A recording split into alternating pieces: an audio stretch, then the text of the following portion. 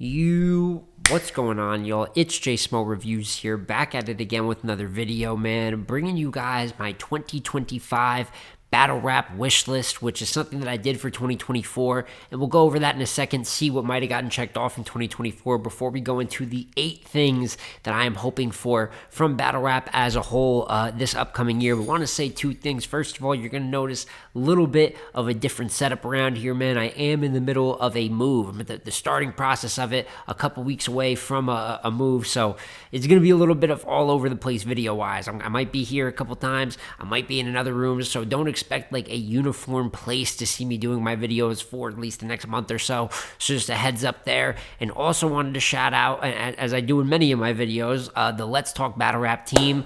Me and the guys put together our end of the year superlatives for 2024. So far, we have the all LTBR team, similar to all NBA for my hoop fans out there, going over top 5, top 10, top 15. It is not ranked left to right. It's just kind of like sections of who we think has been the best of 2024. We've also done the top 10 battles of 2024 as well. So obviously I've done my own list kind of for these videos, and when I'm doing it with the team, there's a different opinions that go into that, right? So this is kind of what we came up with. If you guys want to take a quick look at it, once all the awards are out, we're doing it throughout the week. Might do a little video recapping it all, having a little bit of dialogue once again about 2024. But yeah, if you guys haven't, you can follow the Let's Talk Battle Rap Twitter, which I will put in the description, and you can give any opinions just looking at the list from here in the comments. But of course, this video is about not that, but 2025 and what I'm hoping we can get from this year in Battle Rap. So without further ado, let's go back and right before we get in the list, take a quick look here at the 2024 wish list. And I gotta say, man, most of these things got done, especially the important ones. As you can see,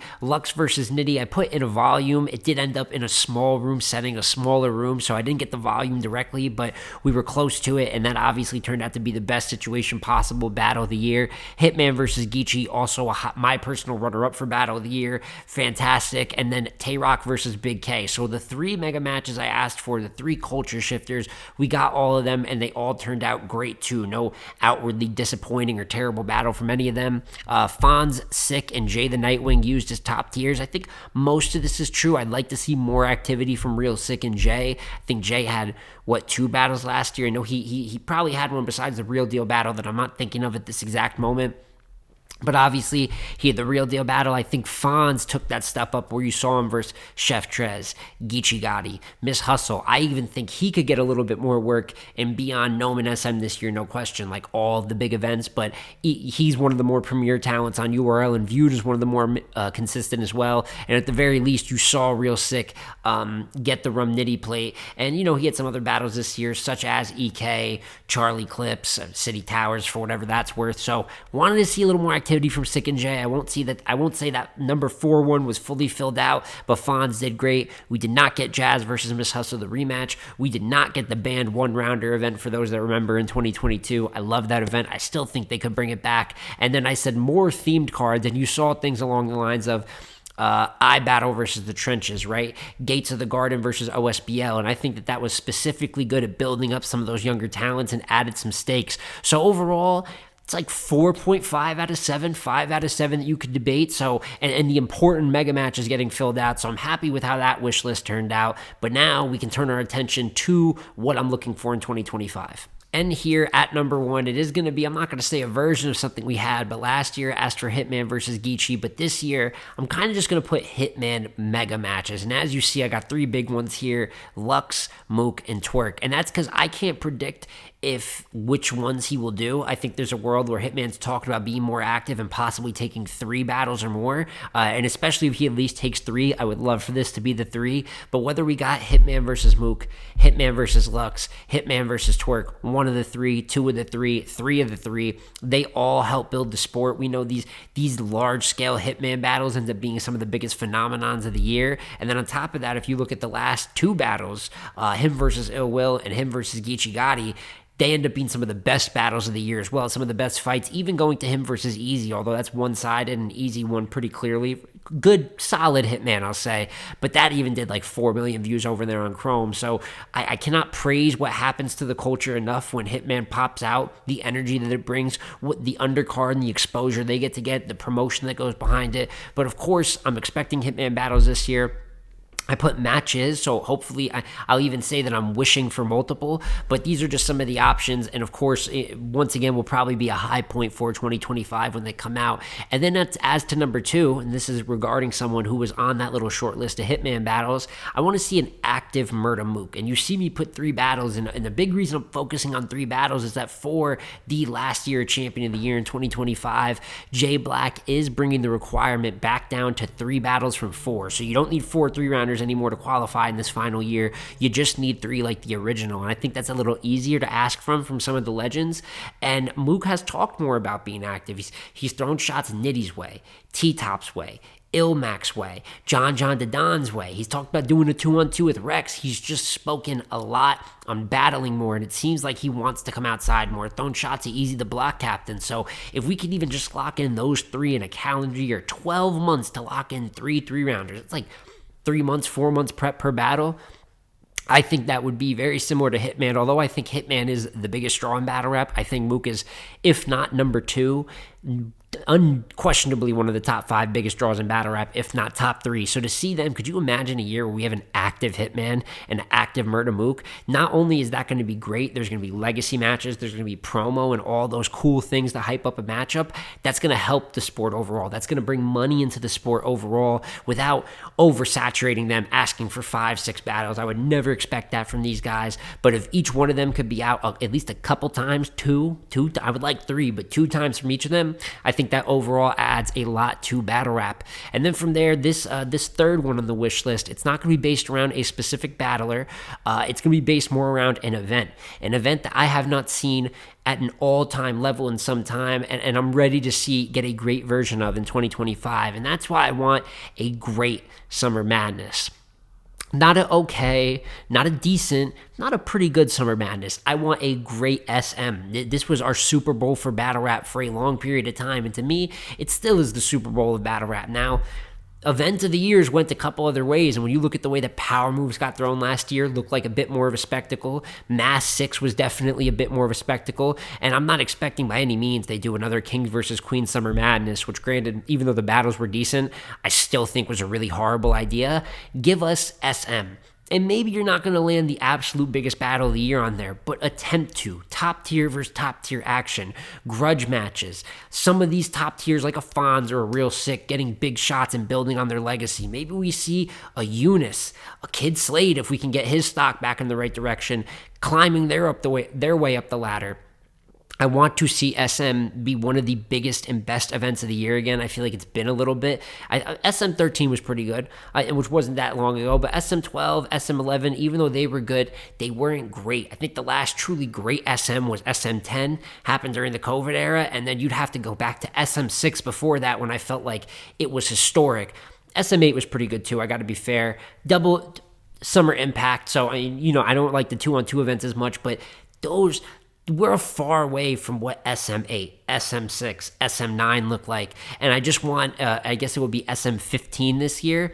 Have it be one of the top 5 events of the year. Have it be one of the biggest events of the year because it is promoted and it's still looked at from more casual fans as Battle Rap Super Bowl. And I want it to be that again in 2025. And as for these next 3, they are all going to be singular matchups. These are just personal 3 battles I want to see. They're all top tier record for different reasons. I think they'd all add to 2024.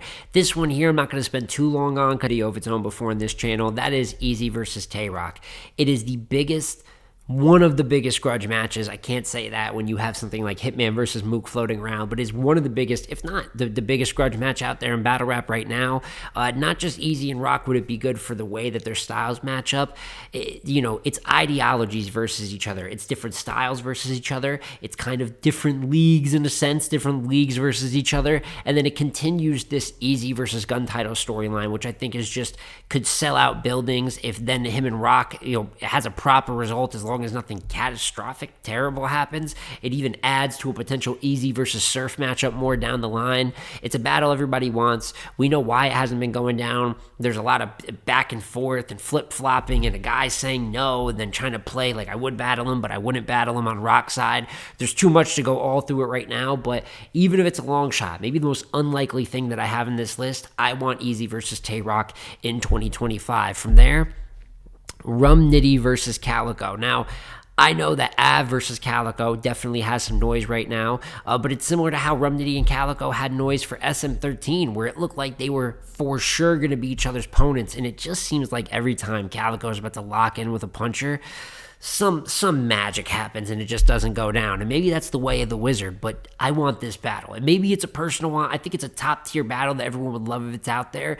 Like I said, it's had its momentum before. It doesn't have it now, but I've wanted this since 2019 when these guys were this close to locking in on the lockdown out in Philadelphia. It's pretty much public info that was the battle that was supposed to go down before Calico versus Twerk got set up. I want Rum Nitty versus Calico. I've been wanted it. It's the best puncher of all time versus the best maybe completely non-punching type of style. The way Calico uses more real talk, kind of like real life raps. It's based on the flow pockets, a little bit of angling in there. It's in theory the perfect style to go up against a puncher. As Cal says, punchers can't mess with me. No puncher can beat me. However, it has been a very long time since he faced a puncher in a 3-rounder, and I think if there's any puncher to send in, I wouldn't be mad at Av and Cal either, absolutely, but I have been wanting Rum Nitty versus Calico for years. It's one of the last few like true dream battles that I personally want to see, and I'm hoping 2025 is the year. And as for the last kind of solo matchup, that would be Fonz versus John Dodon. And this kind of goes back to what I said about Fonz last year. I wanted him used like a top tier, and he battled Geechee. I think that was a good battle. He battled Chef Trez, Miss Hustle. He's got other battles out there. T-Rex he's called out. There's tons of people for Fonz to battle, but I want Fonz versus John Dodon. It is the grudge that he's built up the most, similar to Cal and Nitty, but on a different level. I think this could be the battle that I think Fonz is top tier, but to make it so definitive, undeniable, this would be the one where he faces an all-around battler who's in form versus John, has also talk crazy about him. This is a SM. This is a gnome type of matchup, whatever big card it lands on, and it's a worthwhile opponent for John, who has only so many opponents left in Battle Rap, versus the best possible opponent out there for Fonz, who is deserving of nothing but top tier looks. He's one of the most consistent and best pound for pound that we have. So that's why Fonz and John makes the list. And just a couple more here. And this one I think everyone can agree on. I want to see a couple potential stars break through. Now, is every one of these guys going to be a Battle Rap star and break through? No. But every one of them has a little bit of that potential, that chance, that they're newcomers. And I think Eunice is obviously, see my list here, where I think Eunice has the best shot of any of them. But Wusa, Capo Bravado, King, Muap, you could even throw in a Los Preem from iBattle, right? Maybe even a Dollar Bill if you want to throw him in there. We got to see 2 or 3 guys climb the ranks and have some new excitement so they can go through the gauntlet of all these vets and new matchups and climb the ladder. Because as much as I want all this top tier rec too, it's just like in the league, you need to see rookies kind of come up to become all-stars one day and at least make that leap where even if none of them are top tier by the end of the year, like I said, I think Eunice has the best chance, but all of them need to take a positive step where we could buy into them maybe getting to there, getting big stage shots, battling bigger names naturally where it makes sense and everyone's actually excited for the matchups. New stars is such a convo in Battle Rap. It is not going to change. It's only going to become a heavier convo in Battle Rap in 2025, and we need these guys to come through. And number 8, probably the simplest one because it's a repeat from last year. Continue the theme cards, the league versus league cards. Because when we talk about pushing new talent, like I said, Gates of the Garden versus OSBL gave us Elijah Straight versus Foots. Trenches versus iBattle, where you got to see some of their better talents go at it. That gave us Los Preem versus King, but also gave a lot of those Trenches guys a boost to their stock. Put us on to someone like a Knox, who's been making noise over there, but kind of needed that look with a little bit more pride, a little bit more in the line, representing your league, actually showing which leagues are better than the other. So this is one that I think was done good in 2024, but why not continue to do it good in 2025? I've heard that, and they've said it themselves pretty much, Bags and Bodies versus The Riot is coming out, and potentially Coffee versus Prestavia, which is a little bit of talks. They've been going back and forth, so maybe you get that with some of the newcomers battling on the undercard. That's a way to make people care more about newcomers than just throwing them on the card. Oh, it's league versus league. Oh, they're fighting for something. Judge battles. We're kind of going to keep score. It makes it naturally more exciting for the fans, and that's why it is the easiest thing to accomplish here. We just have to continue what we're doing with this going into 2025. And that is my full 2025 wish list here. If you look off to the left, I know it's not going to be perfectly put in there, man. We'll try to figure out the setting as I go. Of course, like I said, I'll be moving around a bit. But this is just what I'm looking for, man. The Hitman mega matches. If we can get really an active Hitman and Murder Mook, I think that would be great.